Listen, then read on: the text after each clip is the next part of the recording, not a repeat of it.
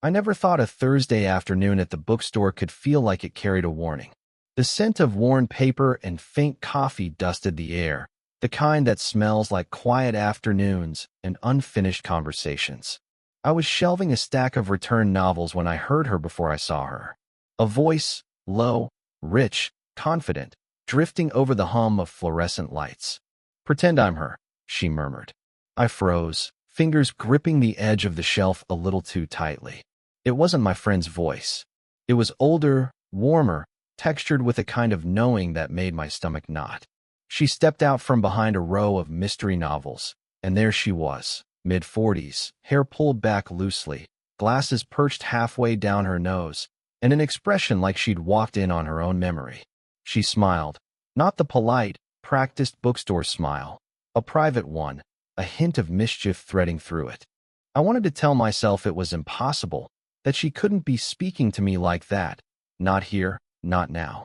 But her gaze lingered too long on me, the kind that skips over the superficial and lands somewhere deeper, uncomfortably close to something I shouldn't notice. I cleared my throat, and the sound came out hollow, too loud.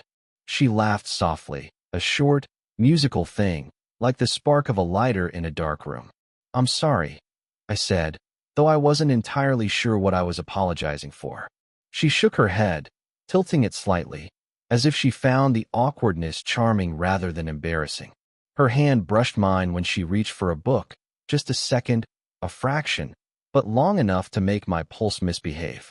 She looked at the title, then back at me, and I could swear she saw every thought running through my head, even the ones I wasn't supposed to have. Her confidence was effortless. She moved with the kind of ease people spend decades trying to fake. And yet, there was something else in her eyes, a softness, a shadow of something half-hidden, that made her seem both untouchable and urgently close. I wanted to ask her what she meant, why those words had made their way to me, but my voice refused to form. The silence stretched, a taut line between us, and I realized I was studying the way her lips moved when she smiled, the way her fingers lingered on the edge of the shelf, the subtle tilt of her shoulder. Then, as abruptly as it began, the moment broke. A customer cleared their throat somewhere down the aisle. She looked up, gave me that sly, unreadable glance, and turned back to the books. But the electricity didn't fade. It hummed in the space she had vacated. I caught myself replaying it in my head, over and over, the smallest gestures loaded with a weight I wasn't ready to name. I wanted to tell myself it was nothing, just a misplaced joke, a random slip of voice. But I couldn't. Her presence lingered like the faint scent of her perfume on the corner of a page, impossible to ignore. And as I straightened the books, pretending to be busy, I realized I was already imagining what it would feel like if she didn't walk away. The bookstore returned to its quiet rhythm around me, but I couldn't. I kept thinking about that tiny, deliberate brush of her hand, the way she had looked at me as if she knew something I didn't, or maybe as if she wanted me to know. And somewhere, deep down, I knew I'd be chasing that glance, that sound of her voice, for a long time. I stepped back from the shelf, heart still hammering, and whispered under my breath, though there was no one to hear it. "Why can't I stop thinking about you?" It was late afternoon when she asked me to help move a stack of new arrivals in the back room of the bookstore. The light was dim, the dust motes hanging lazily in the sunbeams that sliced through the blinds. I was careful not to step too close, though my eyes kept finding her anyway. She was perched on a small stool, flipping through a notebook with a meticulous precision that made her look deliberate. "Can you hand me those?" she asked, her voice steady, though her fingers trembled slightly as she held the stack. She didn't look at me when she spoke, only at the pages, but I noticed the faint crease in her brow, the slight tightness of her jaw. I moved silently, handing her the books one by one.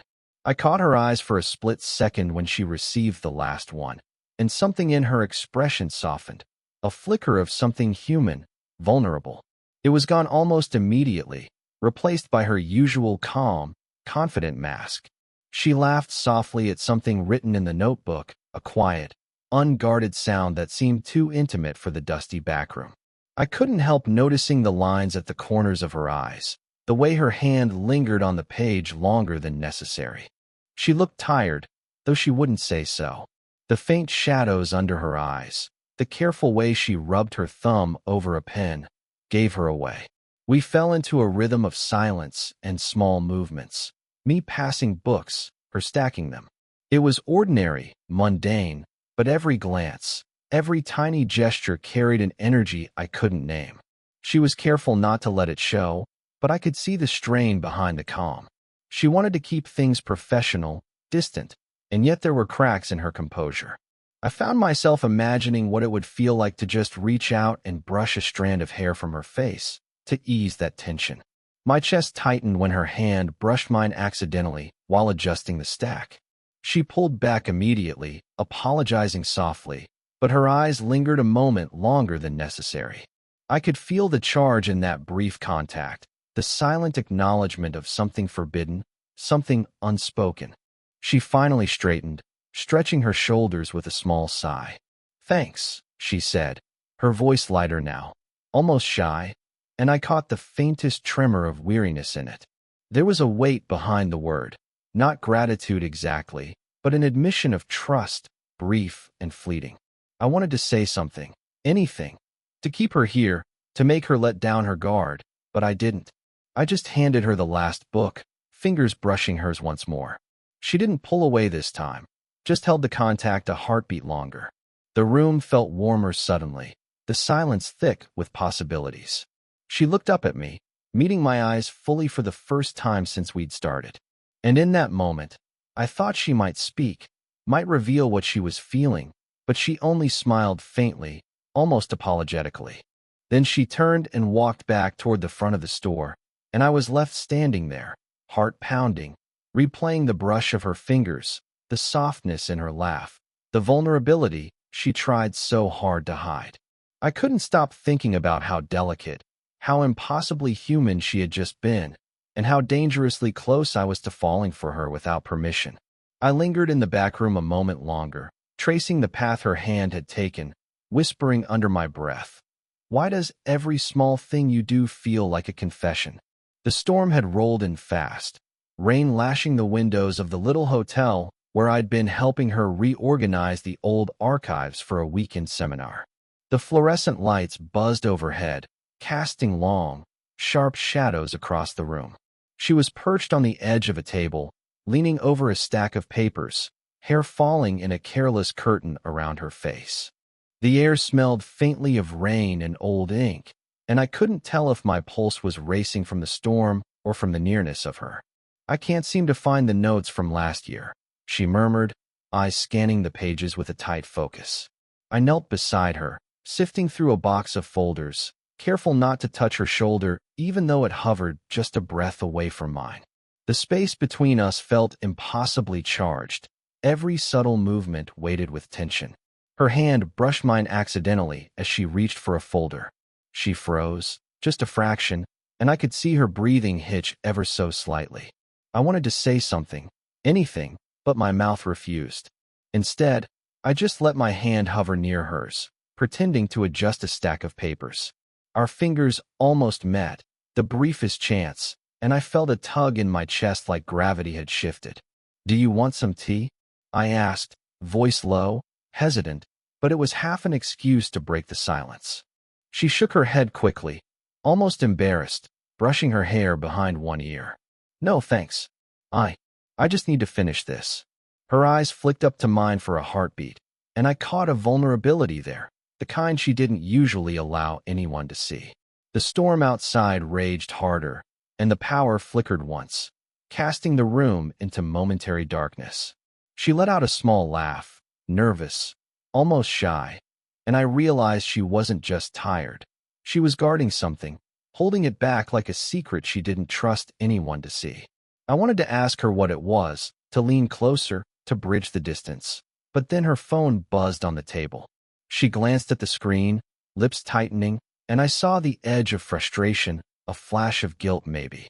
Whoever was on the other end had interrupted something she didn't want to be interrupted, and suddenly, the charged stillness between us was replaced with careful restraint. She answered softly, apologetic, eyes flicking toward me as if silently reminding me of invisible rules I had no right to break. I knelt there a moment longer, listening to her soft voice, wondering if she could sense the pull I felt, the small ache in my chest every time her hand brushed mine. When the call ended, she exhaled quietly, rubbing her thumb over her temple, and I noticed how tired she really looked. Lines etched into her face I hadn't paid attention to before, the slight slump of her shoulders, the faint tremor in her hand as she set the phone down. "Are you okay?" I asked softly, more for myself than her. She met my gaze fully this time, and there was something in her eyes I couldn't name. Regret? Longing? Both? She smiled faintly, shaking her head. "Yeah, fine." I wanted to reach for her, to touch her shoulder, to steady her, to see if the tension could be transferred to me instead.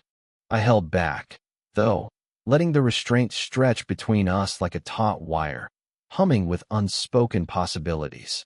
The storm rumbled outside, and we stayed there in silence, inches apart, suspended in that fragile moment that could have gone either way. I clenched my hands into fists, trying not to move closer, trying not to imagine what it would feel like to let the space between us disappear entirely. And just as I leaned in, a fold of paper slipped from her stack, falling to the floor, a tiny excuse, a brief interruption, a reprieve I wasn't ready for.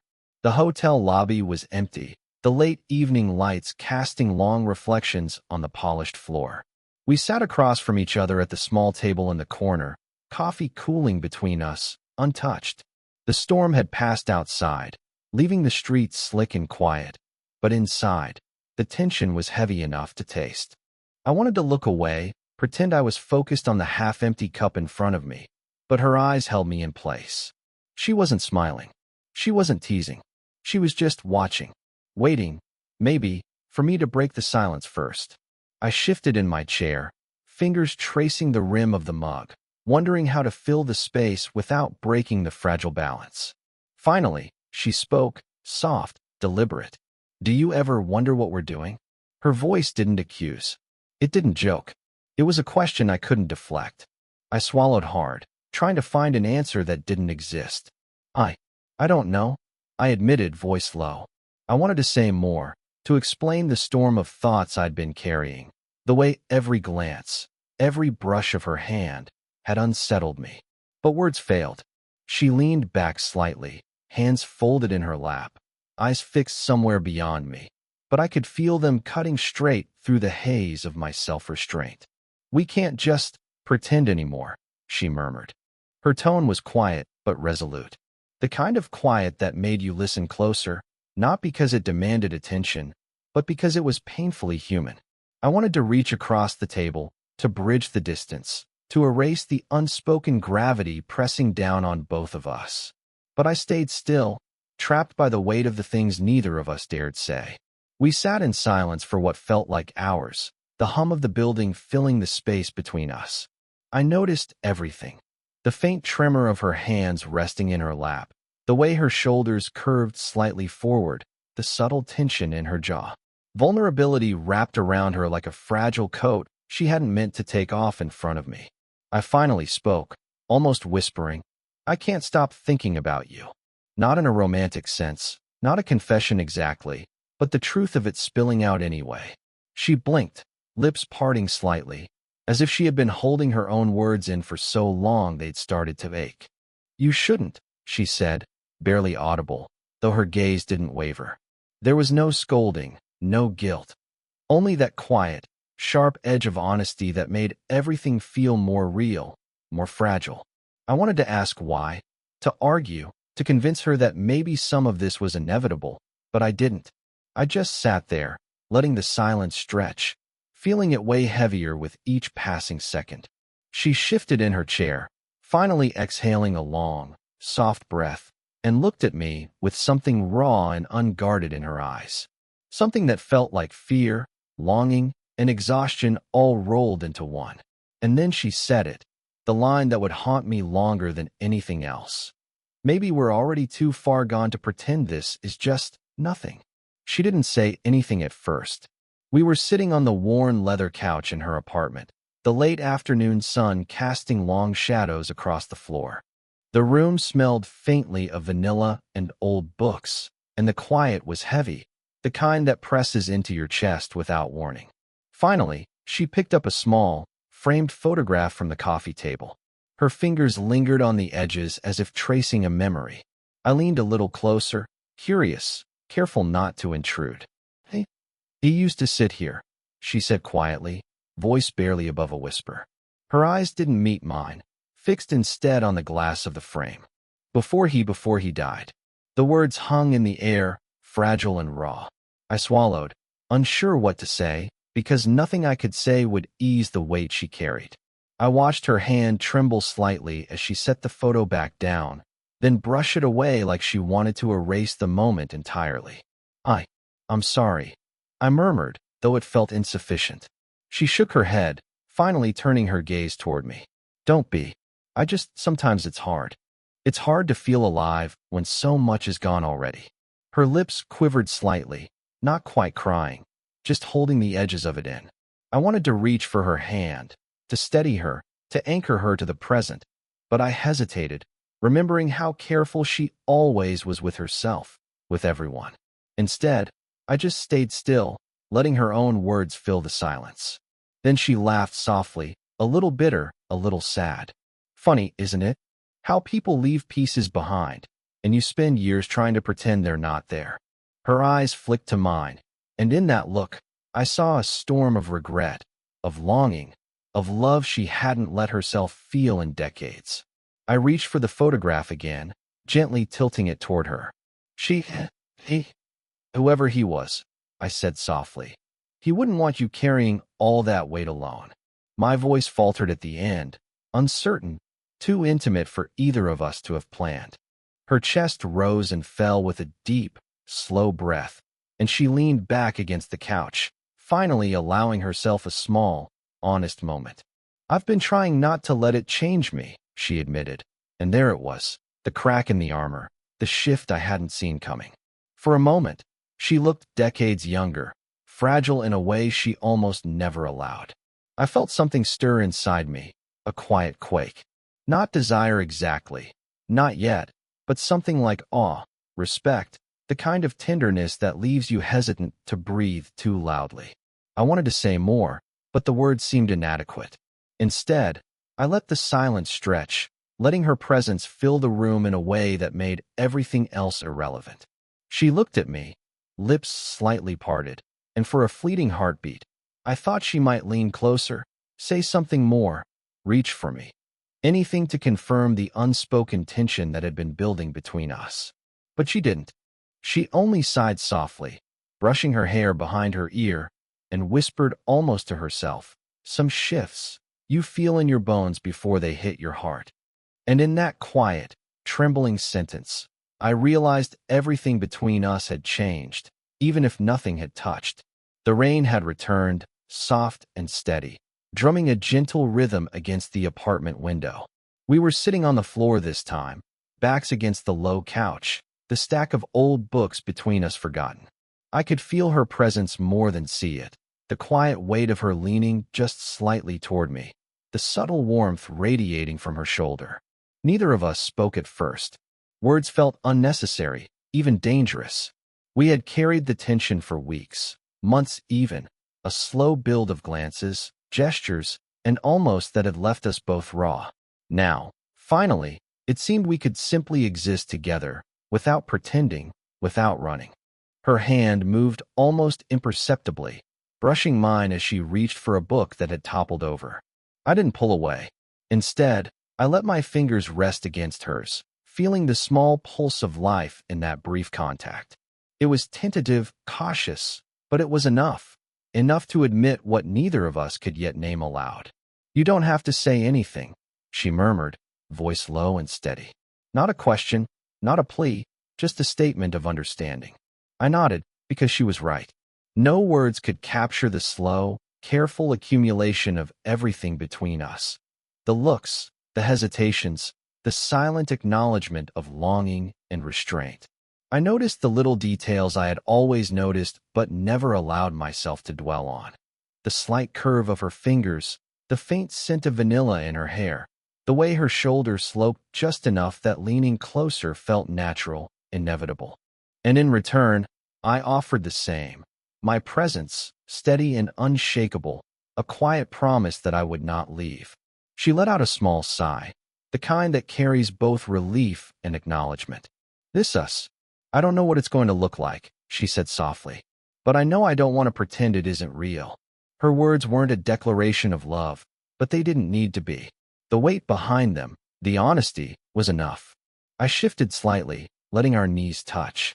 It was unremarkable, almost accidental, but in that small contact, everything felt sealed.